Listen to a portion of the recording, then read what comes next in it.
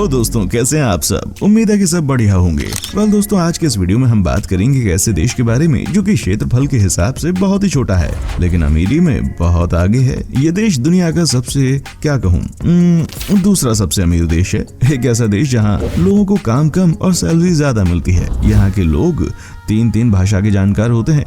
दोस्तों, आपको मालूम है इसी देश में एक ऐसा रेस्टोरेंट भी है जहां दुनिया के तमाम वाइन्स भी मिलते हैं। जहां के प्रधानमंत्री पहले ऐसे नेता थे जो समलैंगिक विवाह किए थे। दोस्तों, आज हम बात कर रहे हैं यूरोपियन यूनियन के सबसे खुशहाल देश लग्जमबर्ग के बारे में। दोस्तों, वीडियो शुरू करने से पहले आपसे एक रिक्वेस्ट है कि अगर आप चैनल पर नए हैं तो प्लीज वीडियो को लाइक और चैनल को सब्सक्राइब कर लें।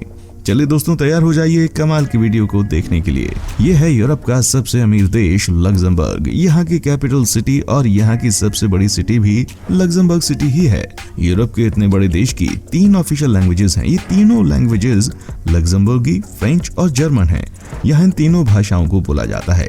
ये कमाल का देश 2586 स्क्वायर किलोमीटर में फैला हुआ है। यहाँ की पॉपुलेशन 9 लाख के आसपास है। यहाँ की करेंसी यूरो है और यहाँ 1 यूरो इंडिया के 87 रुपए के इक्वल है।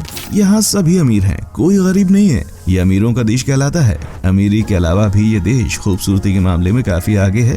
इस देश में बहुत सारे लोग दूसरे देशों से आए हुए हैं। यहाँ पर कुल मिलाकर 170 से भी ज्यादा देशों के लोग रहते हैं। यहाँ के कल्चर में जर्मन का प्रभाव काफी देखने को मिलता है। वर्ल्ड वॉर 2 के दौरान यूरोप के सभी देशों को एक साथ मिलाने का सबसे बड़ा हाथ इसी देश को जाता है। इस देश की एक खास बात यह है कि यहाँ की जनता को टैक्स बहुत ही कम भरना पड़ता है और इसी वजह से पेपल और अमेज़न जैसी बड़ी कंपनीज के हेडक्वार्टर्स भी यहीं पर बनाए गए हैं। इसे पूरी दुनिया में सबसे ज्यादा सेफ कंट्रीज में से एक माना जाता है, जहां पर प्रत्येक महिला पूरी तरह से सेफ है। कमाल की बात तो यह है कि यहाँ की सिटी में सिर्फ 1300 ही पुलिस कर्मचारी हैं और पूरे देश में सिर्फ 2 जेल ही मौजूद हैं। ज्यादा पुलिस और ज्यादा जेलों की इस देशों को इसलिए आवश्यकता नहीं है क्योंकि यहाँ क्राइम रेट ना के बराबर ही होता है। दुनिया के हर देश में आपको वाइन की बहुत सारी वैरायटीज तो मिल ही जाएंगी, लेकिन इस देश में जितनी वैरायटीज मिलेंगी उतनी शायद ही किसी और देश में मिले। लग्जमबर्ग में आपको 3000 से भी ज्यादा टाइप की वाइन मिल जाएगी। ये देश इतना अमीर है कि इस देश में छोटे से छोटा काम करने पर भी आपको मंथली सैलरी 1,31,000 रुपए मिलेगी। इस देश के प्रत्येक व्यक्ति के पास अपनी खुद की महंगी कार है। 2020 तक लग्जमबर्ग के नागरिकों के पास वीजा मुक्त या वीजा ऑन अराइवल की पहुंच 187 देशों और क्षेत्रों में थी, जो लग्जमबर्ग के पासपोर्ट को दुनिया में 5वें स्थान पर रखता है। डेनमार्क और स्पेन से जुड़ा हुआ है ये। चाय यहाँ सबसे अधिक लोकप्रिय है। यहाँ के लोग अपने दैनिक जीवन में चाय का अत्यधिक इस्तेमाल करते हैं। स्टील का उत्पादन इस देश में बृहद रूप से किया जाता है तथा लग्जमबर्ग में बने स्टील को विश्व के कई देशों में निर्यात भी किया जाता है। लग्जमबर्ग एक धर्मनिरपेक्ष देश है, लेकिन यहाँ की आबादी 87% रोमन कैथोलिक धर्म के अनुयायी है। लग्जमबर्ग यूरोपीय संघ, OECD, संयुक्त राष्ट्र, नाटो और बेनेलक्स का संस्थापक सदस्य है। लग्जमबर्ग ने 2013 और 2014 के लिए संयुक्त राष्ट्र सुरक्षा परिषद में काम किया, जो देश के इतिहास में पहला था। महिलाएं पुरुषों से कम उम्र में शादी करती हैं। पहली शादी में औसत उम्र अभी भी दोनों लिंगों के लिए बढ़ रही है। ज्यादातर महिलाएं इन दिनों शादी तब करती हैं जब उनकी उम्र 24 से 29 साल के बीच होती है, जबकि कई पुरुष 30 से 34 साल की उम्र तक इंतजार करते हैं। लग्जमबर्ग की कुल भूमि का 85.1 कृषि और जंगली क्षेत्र है। 9.8% एक निर्मित क्षेत्र है, जिसमें से 3.1 औद्योगिक क्षेत्र है। 4.5% रोड नेट, रेलवे नेटवर्क आदि हैं और 0.6% वाटर बॉडी या वाटर कोर्स हैं। वाइनयार्ड्स लगभग 3200 एकड़ को कवर करते हैं, जो मोसेले नदी और इसके तट पर स्थित हैं। दोस्तों, अगर इस देश के इतिहास की बात करें तो लग्जमबर्ग नाम का उल्लेख पहली बार 963 में किया गया था, जब सिगफ्रीड ने लुसलिन बोरूज के नाम से एक छोटे से गढ़वाले किले के लिए भूमि का आदान प्रदान किया, जो कि छोटे किले का पर्याय है। 19 अप्रैल 1839 को लंदन की संधि पर हस्ताक्षर किए जाने के बाद से लग्जमबर्ग एक स्वतंत्र संप्रभु राज्य है। लग्जमबर्ग के किले को 10वीं शताब्दी के उत्तरार्ध में काउंट सिगफ्रॉय के आदेश पर बनाया गया था और 1867 में ध्वस्त कर दिया गया था। लग्जमबर्ग के झंडे में 3 क्षैतिज धारियां हैं, लाल, सफेद और नीले। ये पहली बार 1845 और 1848 के बीच इस्तेमाल किया गया था और आधिकारिक तौर पर 23 जून 1972 को अपनाया गया था। इस देश के लोगों ने अपनी फिटनेस को बहुत ही अच्छे से संभाला हुआ है। यहाँ के लोग आपको बहुत फिट मिलेंगे, इसके लिए ये लोग मेहनत भी बहुत करते हैं। आप अक्सर इन लोगों को पार्क में दौड़ते और एक्सरसाइज करते हुए देख सकते हैं। यहाँ के लोगों में आप टोन बिल्कुल नहीं देख पाएंगे। आपको पहले ही बता देता हूँ कि यहाँ के लोग वाइन बहुत पीते हैं, इसके बावजूद मोटे नहीं होते। यहाँ के लोग अपने फिटनेस के लिए कुछ भी कर सकते हैं। ये अपनी लाइफस्टाइल को इतने डिसिप्लिन किए हुए हैं कि ये कभी मोटे ही नहीं होते। अब हम आपको यहाँ के फेमस टूरिस्ट प्लेसेस के बारे में बताते हैं। लग्जमबर्ग शहर के पुराने क्वार्टर और किलेबंदी। एल्जेट नदी लग्जमबर्ग को एक ऊपरी और निचले शहर में विभाजित करती है। यूनेस्को की विश्व विरासत सूची में शामिल पुराने क्वार्टर और किलेबंदी ऊपरी लग्जमबर्ग में स्थित है। यहाँ आप किसी एक किले की दीवार पर चढ़ सकते हैं या बॉग कैस्मिट्स की यात्रा कर सकते हैं, जो अच्छी तरह से संरक्षित है और पर्यटकों के लिए खुले हुए हैं। गिलाउम लग्जमबर्ग में एक लोकप्रिय और जीवंत स्थान प्लेस ग्लाउम सेकंड है। एक फ्रांसिस्कन मठ की साइट पर स्थित है, जिसे 1829 में नष्ट कर दिया गया था। वर्ग के केंद्र में ड्यूक ग्लाउम सेकंड घोड़े पर सवार है। सप्ताहांत पर एक बाजार चौक पर स्थित होता है और छुट्टियों पर प्रदर्शन के लिए एक मंच स्थापित किया जाता है।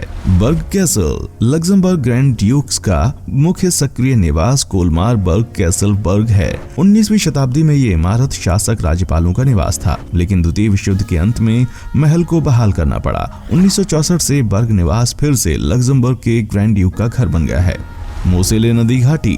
मोसेले नदी लग्जमबर्ग के मुख्य में से एक है। इसकी घाटी एक शराब क्षेत्र है। यहाँ विश्व प्रसिद्ध वाइन और लिकर का उत्पादन किया जाता है। इसके अलावा मोसेले की घाटी में एक लोकप्रिय पर्यटन मार्ग वाइन ट्रेल है, जिसके बाद आप डिस्टिलरी, वाइन सेलर और चखने वाले कमरे देख सकते हैं। स्मारक गोल्डन लेडी। ऊपरी लग्जमबर्ग के बहुत केंद्र में संविधान स्क्वायर पर 21 मीटर की ऊंचाई के साथ ये प्रसिद्ध सैन्य स्मारक गोल्डन लेडी है। ये संरचना 1923 में शहर के उन बहादुर निवासियों की स्मृति के सम्मान में बनाई गई थी, जिन्होंने प्रथम विश्व युद्ध के दौरान लग्जमबर्ग सशस्त्र बलों के लिए स्वेच्छा से काम किया था। वियांडेन टाउन एंड कैसल। सबसे खूबसूरत यूरोपीय देशों में से एक वियांडेन कैसल इसी नाम के सुरम्य शहर में स्थित है। एक समय में विक्टर ह्यूगो और एलिजाबेथ द्वितीय ने शहर का दौरा किया था। स्थानीय महल में 11वीं से 14वीं शताब्दी की अवधि में बनाया गया था और अपने लंबे इतिहास के दौरान इसने कई बार विनाश का अनुभव किया। 1970 में वियांडेन कैसल को अंततः बहाल कर दिया गया और पर्यटकों के लिए खोल दिया गया। पार्क मरवेयर। लग्जमबर्ग में सबसे अधिक देखी जाने वाली जगह मर्लीवेयर मनोरंजन पार्क है। ये बेटामबोर के पास स्थित है और अप्रैल से अक्टूबर तक जनता के लिए खुला रहता है। बच्चों के लिए कई आकर्षण हैं और एक छोटा सा चिड़ियाघर भी है। मार्गुलीज विभिन्न परिकथा शो भी होस्ट करता है। मामेर कैसल। हालांकि मामेर कैसल सुदूर 10वीं सदी में बनाया गया था, लेकिन आज भी ये संरचना उपयोगी है। मामेर कम्यून के प्रशासनिक अधिकारी यहाँ स्थित हैं। महल शहर के बहुत ही केंद्र में इंडिपेंडेंस स्क्वायर पर स्थित है और इसमें 4 इमारतें शामिल हैं, जो एक एकल वास्तुशिल्प पहनावा बनाती हैं। लग्जमबर्ग सिटी ट्राम और बस संग्रहालय। लग्जमबर्ग शहर के दक्षिण पश्चिमी भाग में एक सार्वजनिक परिवहन संग्रहालय है, जिसकी पहली प्रदर्शनी 60 के दशक में एकत्र की जाने लगी थी। आज संग्रह में बहाल ट्राम कारें, घोड़े द्वारा खींची गई गाड़ी की प्रतिकृति और 2 बसें शामिल हैं। इसके अलावा प्रदर्शन पर सेवा वर्दी, यात्रा टिकट, दस्तावेजों और तस्वीरों के नमूने हैं। Luxembourg Switzerland. देश के पूर्व में एक छोटे से क्षेत्र का नाम स्विस पहाड़ों के साथ स्थानीय परिदृश्य की समानता के कारण पड़ा। लग्जमबर्ग स्विट्जरलैंड की चट्टानों को हिमयुग के दौरान बलुआ पत्थर से बनाया गया था। इस क्षेत्र में कई सुरम्य नदियां बहती हैं। साथ ही लग्जमबर्ग का सबसे पुराना शहर इस्टरनाच है।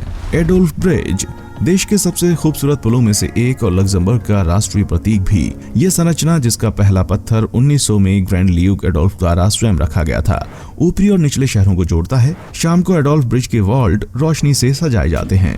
ला रोचेट। ला रोचेट एक छोटा शहर चट्टानी ढलानों से घिरा हुआ है, जिनमें से एक पर 11वीं सदी का प्राचीन महल है।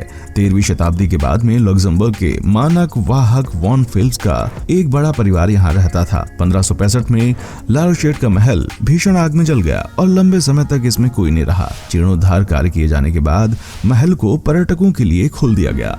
नोटर डेम कैथेड्रल, राजधानी का मुख्य church Roman Catholic cathedral of Our Lady of Luxembourg शहर के दक्षिणी भाग में स्थित है। इमारत को 17वीं शताब्दी में जेसुइट चर्च के रूप में बनाया गया था, लेकिन एक सदी के बाद कैथेड्रल को लग्जमबर्ग पेरिस में स्थानांतरित कर दिया गया था। बाहरी रूप से चर्च गोथिक शैली में बना है और आंतरिक सजावट में पुनर्जागरण की विशेषताएं हैं।